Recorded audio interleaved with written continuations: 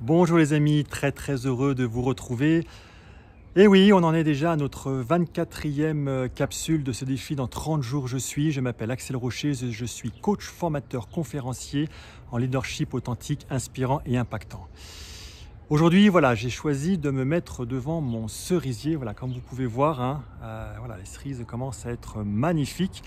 Elles ne sont pas totalement mûres. Attendez, je vais bouger un petit peu parce que là, avec le soleil, ça va devenir compliqué. Là, on est en train d'avoir une boule de chaleur. Voilà, là, je pense qu'on est beaucoup mieux.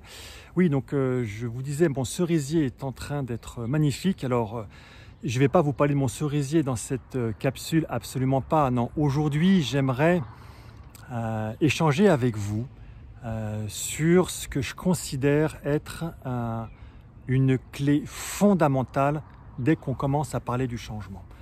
Le changement est un sujet essentiel qu'on retrouve bien sûr dans nos vies, beaucoup en entreprise.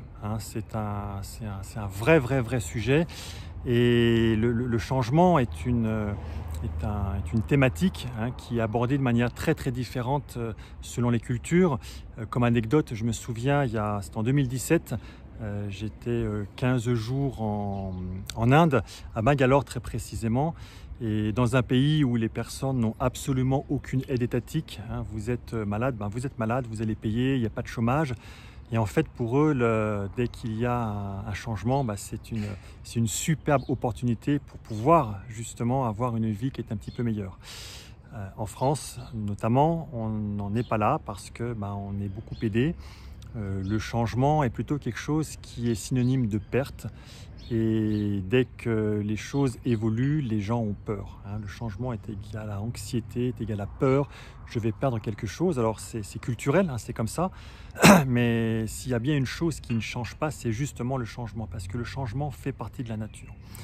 Alors la clé essentielle pour moi par rapport au changement, et c'est bien pour ça que je me suis mis devant un cerisier, parce qu'il se trouvait être là, et vous prenez n'importe quel élément de la nature, vous prenez une fleur, vous prenez n'importe quoi, ils sont toujours en changement. Mon cerisier, si je vous l'avais montré il y a 4-6 semaines, il était en fleurs, il était magnifique. Aujourd'hui, ce sont des cerises qui commencent à être bien rouges, et je pense que d'ici quelques jours, elles seront même très bonnes à manger.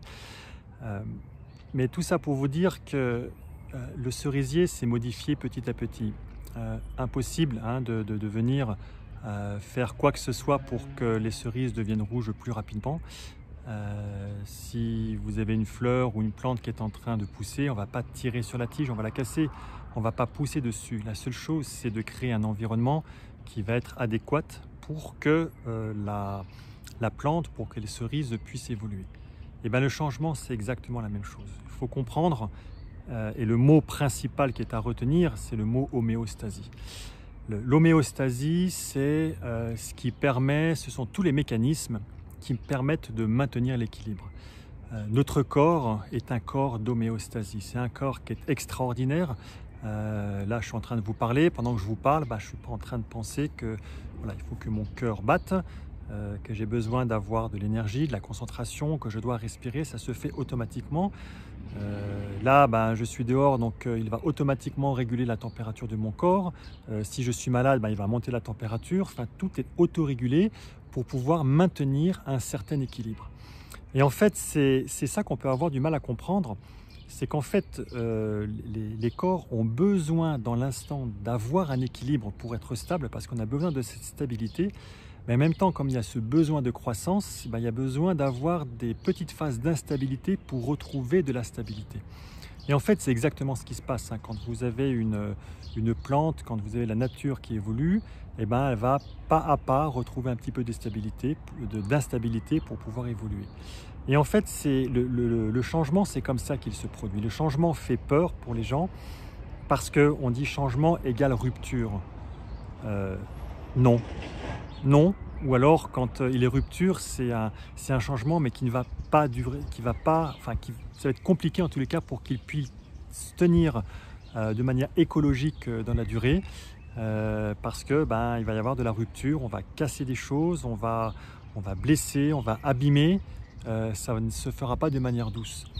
Et en fait, dans la vie, dans les entreprises, La meilleure manière d'apporter le changement, c'est qu'il se fasse pas à pas.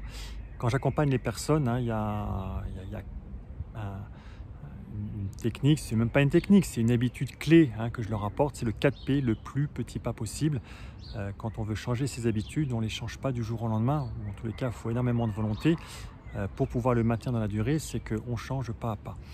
Donc voilà les amis, ce que je voulais partager avec vous, c'est simple. C'est aujourd'hui le changement est quelque chose qui est hyper important dans nos vies. Ne faisons pas des changements brutaux du jour au lendemain. On peut prendre des décisions qui peuvent être radicales. Par contre, pour pouvoir apporter le changement, on va le faire progressivement.